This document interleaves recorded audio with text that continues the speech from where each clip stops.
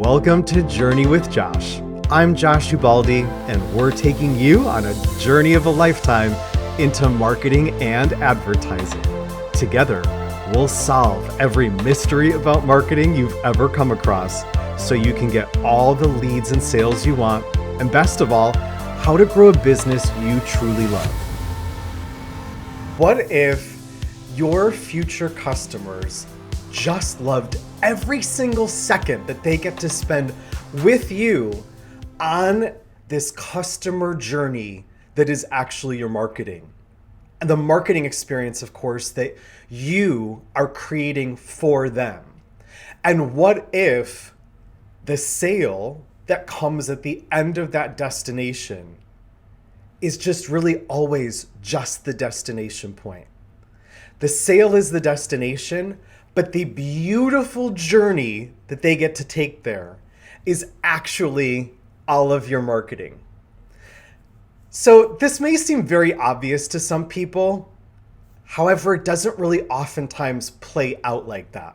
And that's the thing that I see literally most hours of most days that I'm working inside my business and working with people inside their own businesses, where they're working on their business and in their business, which is to say, today we want to talk about this shift, which may be a great option for you specifically, where you go from where everything is so heavy, right? It's so, the emphasis and the focus is so heavy on the sale. Just get there.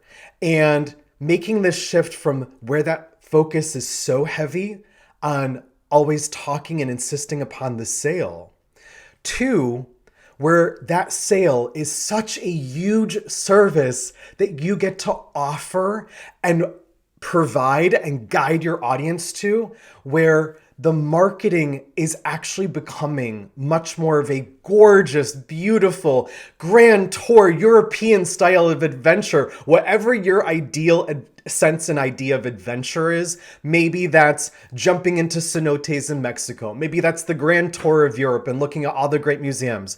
Maybe that's going through all the sacred sites of Southeast Asia, or diving into the depths of Africa and getting to know the people and the beautiful experiences of Africa. Whatever your sense of adventure is, what if you just were able to take that sense and give a little piece of that to your audience and put it and infuse it directly into your marketing?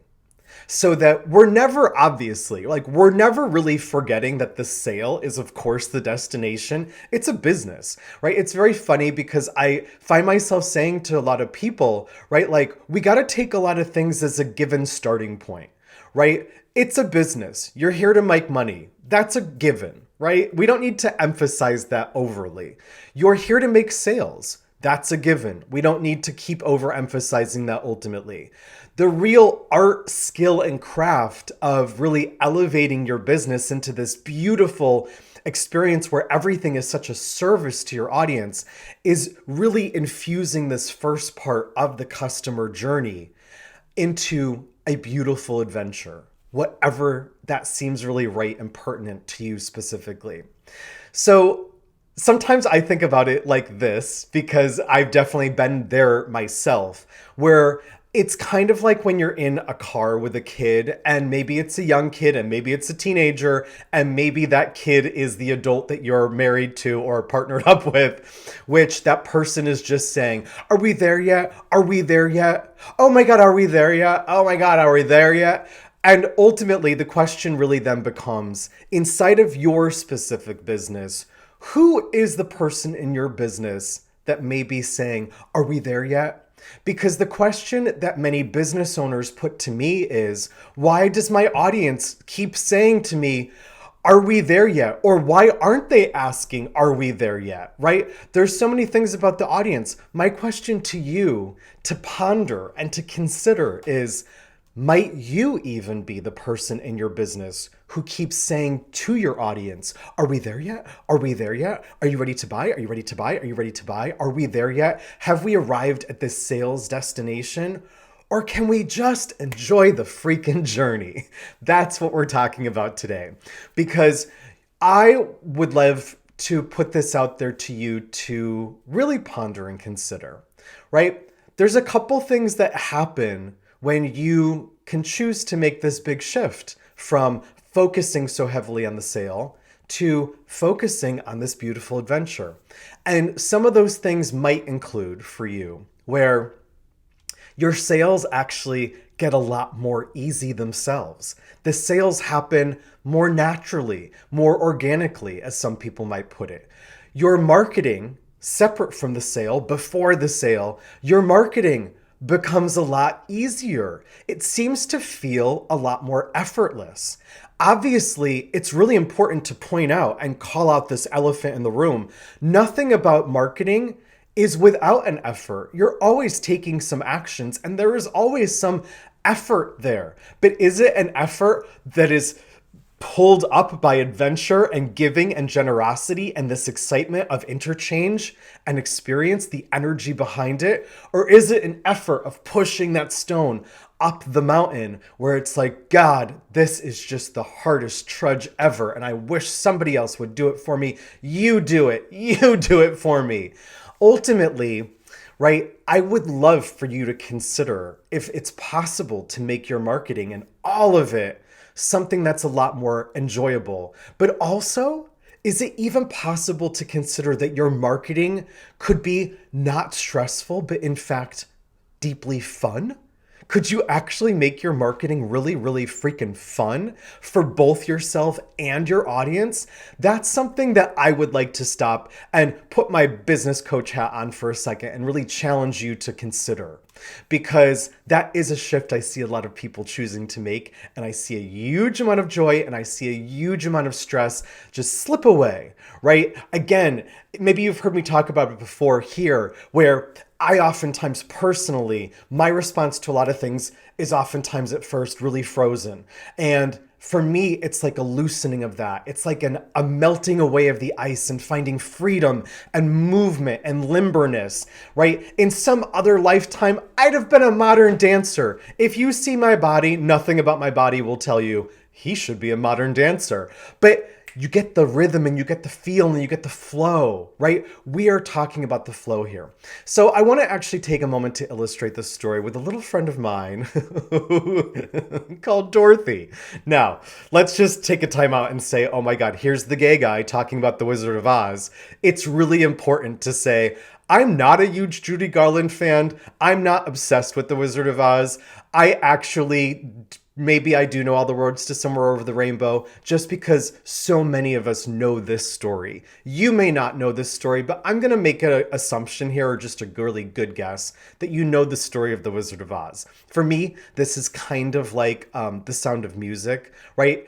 The Wizard of Oz and The Sound of Music are two things that came up as a Catholic growing up at different times of the spiritual year, right? I feel like The Wizard of Oz always seemed to be on like on a Friday night after coming home from Stations of the Cross in that period before Easter. And The Sound of Music always seemed to be on in that period right before Christmas. To me, those two things like anchor the years in my really small childhood. And most people know about them. But I have a feeling of coming home with a story like that specifically. So I could go on and on and on, but this is like a personal thing because I have an anchor in this story. And for me, this comes down to Dorothy, right? So as we know, quick recap for anybody who doesn't know not The Sound of Music, The Wizard of Oz, right? Dorothy, she gets caught in a tornado in Kansas. It's all black and white. She gets whipped up. She ends up in a tornado. She gets landed in Technicolor into this land of Oz. But all she wants to do is figure out how to get home. So Dorothy is quite literally fixated. She is 100% obsessive OCD fixated on getting to Oz, right? This is like so many business owners focused on the sale, right? Dorothy is like, I just got to get to Oz. And the only person who can help me, the Wizard of Oz. And if I get to Oz, all of my problems will be solved. And what's my problem? I have a problem. I am stuck somewhere that I don't know what the heck is going on. These people all look completely foreign to me. I think all of this is absolute crazy, right? So consider this, right? There's always a given, right? It's always really important to have very clear, specific goals. Goals are a great thing. The goal of the sale, the goal of revenue, the goal of your business taking really good care of you, your family, your friends, and your community, however you choose to identify and spell that out for yourself. That's a perfect given. However, we oftentimes get so fixated on it that we're not looking at this journey into Oz that really takes us there, right? So I want to kind of talk about this Yellow Brick Road experience because ultimately Dorothy gets to Oz and she's totally fixated and she's getting these people to try to help her out. And how do I get there? Okay, just follow this Yellow Brick Road. Great. It's not happening very easy. That's the important thing to keep in mind, right? This is literally for me the totally same thing about superhero movies, right? People always focus in these superhero movies for the most part, like, oh my God, they totally won. They totally did this. But a good third of that movie is nothing but deep, deep struggle. But most people forget about the deep struggle and they're like, look how great. Everything turned out great in the end, which is really exciting. It's very motivating. But there is a third of that movie that is really absolutely out of control. And I mean literally out of control. So Dorothy is on this Yellow Brick Road and she's meeting people and she's picking up people along the way and she's kind of paying attention to them and she's like, if you can help me, this is great. But nothing really gets her fast payoff, right? Dorothy doesn't end up at the crossroads and then get to Oz immediately. Dorothy does not end up in the apple orchard and get to Oz immediately. Dorothy does not end up in that scary forest and then end up in Oz immediately. Each of those little milestones for her, she chooses a crossroad and she picks up the scarecrow. She gets to the apple orchard and she picks up the Tin Man as a partner and a friend. She gets to this crazy, creepy forest where everyone's like, oh my God. And she hears the noises and everything's creeping all of them out. And she picks up the lion as a friend.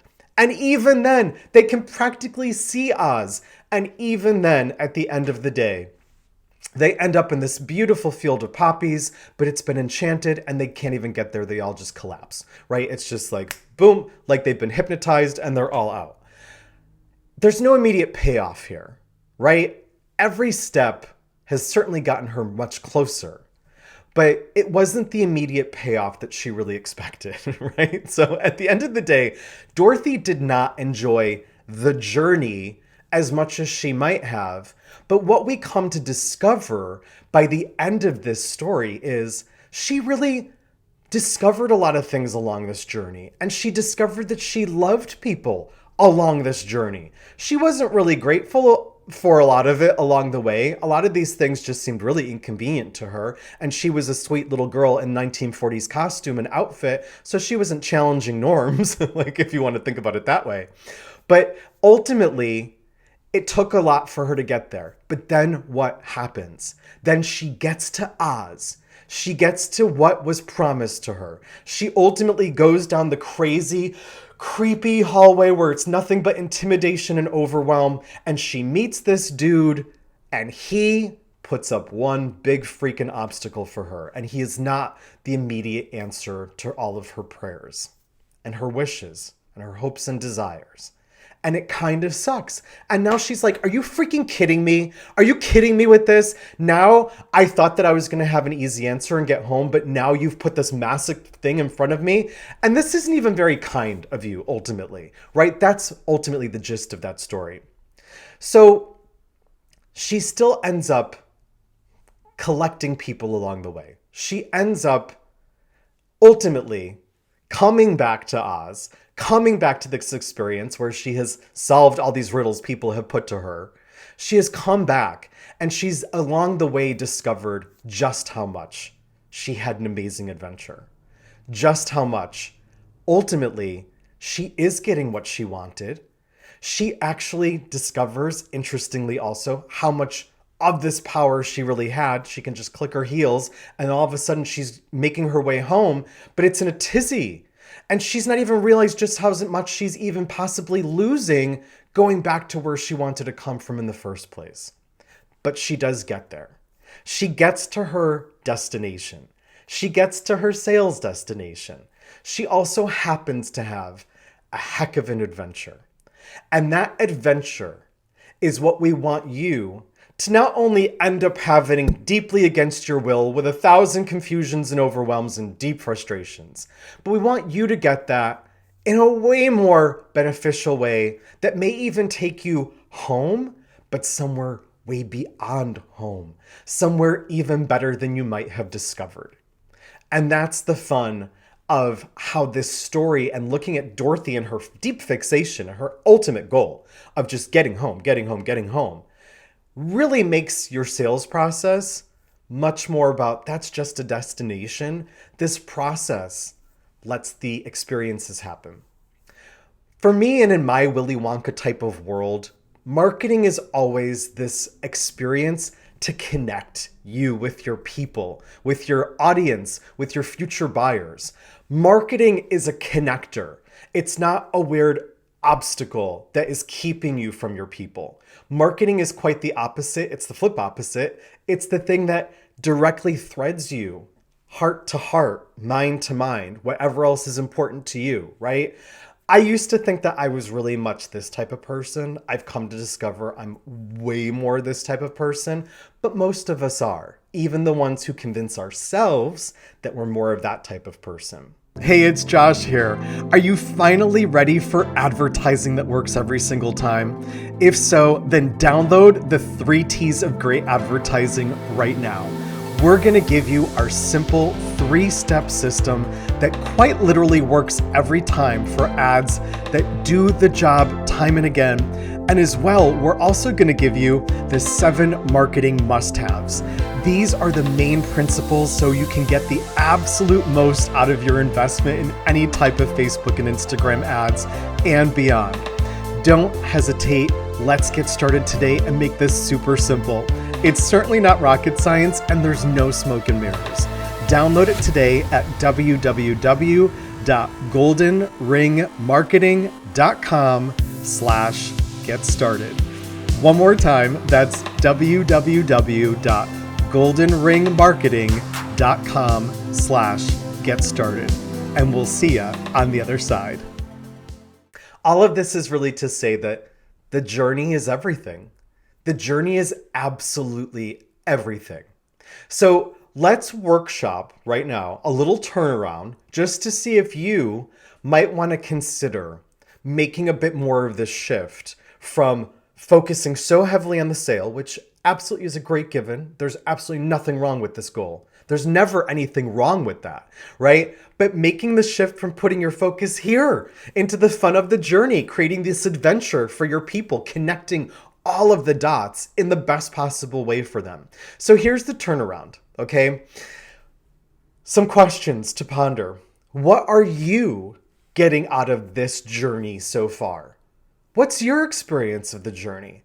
If your experience of the journey is really painful and it's really a focus on struggle and the big 3 challenges, overwhelm, frustration, confusion, right? If your experience of your marketing is the big 3 and is pain, that energy is being shared with your future customers. I almost guarantee it. Unintentionally, certainly not maliciously. It's something that we can't kind of help but shift there. And no amount of faking it till you make it, unless you are truly a pure fake it till you make it type of person, none of that is going to, pull you over to the other side. Instead, it's just a lot easier and less effortful to actually start to have more fun. Connect those dots for yourself. Put yourself in your audience's shoes and say, here's what I love about this journey that will get you here ultimately. And here's what I want you to ultimately start to love about it. The next question here is, what about those things do you want to share with your audience? It's time to put this all on paper. It's time to get it out of here, concepts that might be swirling around. It's time to get it out of here, things that you have some kind of nebulous feelings about. You're like, it feels like that could work. And my gut and my intuition may tell me that some of these things may actually work really well. But how can you start to share that? Can you just itemize 5 things to start, and maybe it becomes 15, 25, 50 things that you want to share with your audience that's bulking up and actually already creating this marketing experience that you have, but that's been a little more painful. If you're enjoying it, your audience of future customers is going to enjoy it. It's just how it works. The energy can't be faked, because faking it till you make it, in my Willy Wonka world of advertising and marketing, it just doesn't cut it. And it doesn't usually work out no matter what people are thinking. And then finally, what do you want your audience to really feel? Is your audience feeling what you want them to feel? Are they feeling what maybe gets you to take action? Is that motivation or inspiration? Is it some of those really big things that is sometimes hard to pull apart and make into those little droppers of things that you can share with people into like a beautiful cocktail or a beautiful mocktail, if that's your thing, right? How can you see and understand a little differently what your audience is feeling, and then just start to shift that? And maybe you start to do a little dance with them, and maybe it's a little lambada, or maybe it's a bit of a salsa, or maybe it's a bit of a waltz. Whatever your style is, you can convey and share that with your audience a whole bunch differently. And I want to emphasize, you can really do that from the very first step and handshake that you make to say, "Hi, my name is," which obviously is oftentimes an ad when you are trying and ready to scale your business and fully take control and not wait for referrals to do the work on your behalf, right? Finally, and this is the huge missing piece, and I really can't emphasize this enough. If this is your single pro tip today, here it is. How can you match and really start to identify and match what you want your audience to know with what your audience actually really wants about whatever it is that you have as an offer, as a product or a service? Whatever your specific business is, and it doesn't matter what it is, and I say that with the deepest love and no disrespect in any way whatsoever. It doesn't matter what your business is. It doesn't matter if you're selling a $40,000 a year coaching program or $40,000 a month coaching program, or maybe it is a $20 book, or maybe it is a nice cool chapstick sold by really beautiful people on Instagram. It doesn't matter what it is.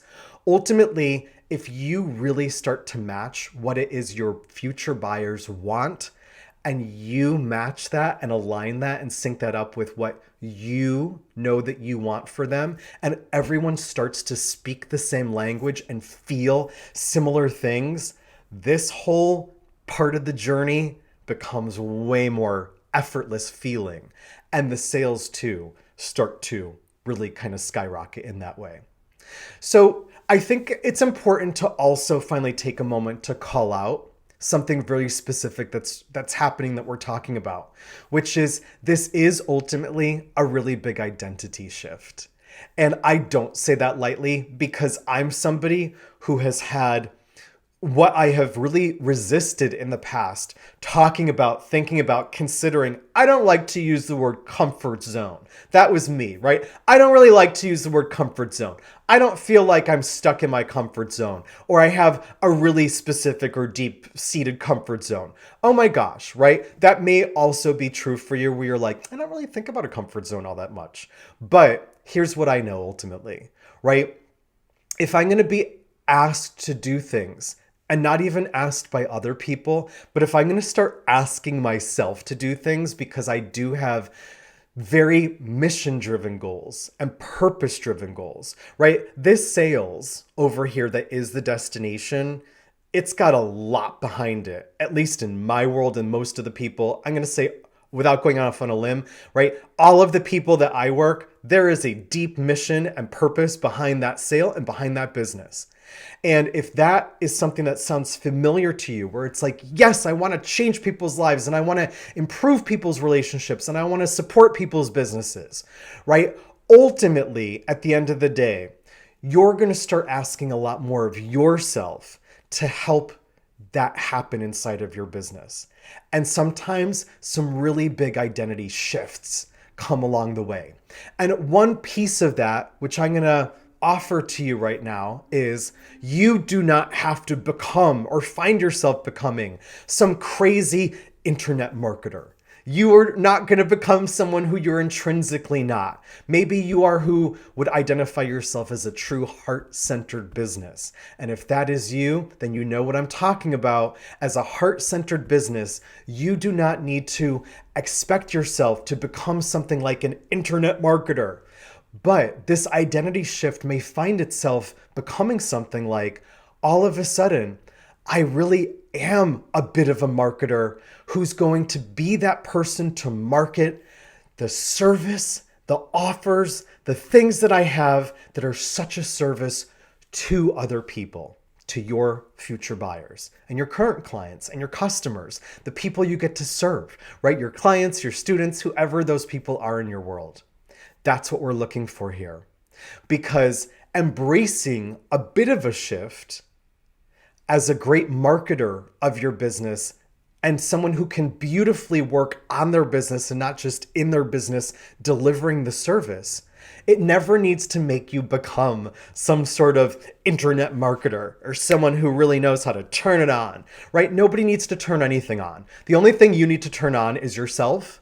And ultimately, if you turn yourself on, you're able to then really give people such a great experience. So again, we're talking really specifically about nothing more than who in your business, your audience, your customers, your current customers, your future customers, maybe even you. Who in your business is saying, are we there yet? Are we there yet? Because we've all done that, right? We've all been the kid in the car saying, are we there yet? We've all been the snarky teenager who's like, God, aren't we there yet? I just want to get in the water. Or we've all been that really difficult spouse who's having a bad day and pushed to their limit, who's just saying, I just love to go take a walk. Are we there yet? We've all been there. And it's okay. Everybody has a right to say, are we there yet? But is that giving everybody else the best experience? That's the question. In my world, we can do that a little more simply, easily, a lot faster, with a lot more joy, and with a huge amount more revenue coming your way. Because hey, it's a business and it's never not going to be about that. So wherever you currently are, you can go there way more easily. And that's the thing that we're not going to forget about. So if you have enjoyed this, if this has sparked ideas for you, please start working on your turnarounds right now. Jot down the 5, 15, 25, 50 things that you want your audience to start feeling, that you know you love about your business and what you do, that you want people to start talking about and thinking about and feeling a lot more presently and fast with nothing in between you, right? Turn it around right now. And please don't forget, please rate, review this podcast. It really helps other people find this and they can use some of these tips and tricks and hacks all along the way. Ultimately, these really good human relationship strategies to really make your business work in a different way and make your marketing a lot more authentic and true to yourself. So rate and review this podcast. Please go ahead and hit that follow or subscribe or like wherever you're actually catching this. Go ahead and share this to someone who you're like, oh my God, you love the Wizard of Oz. Or maybe, oh my God, you've talked about shifting from this transactional stuff to this relationship stuff. Maybe you're going to share it with a really good friend in your business world right now too. And most of all, if you want to get to know me and how we use this Willy Wonka style of advertising and this initial handshake a little more differently, come find me over on goldenringmarketing.com. That is goldenringmarketing.com, our cycles of success.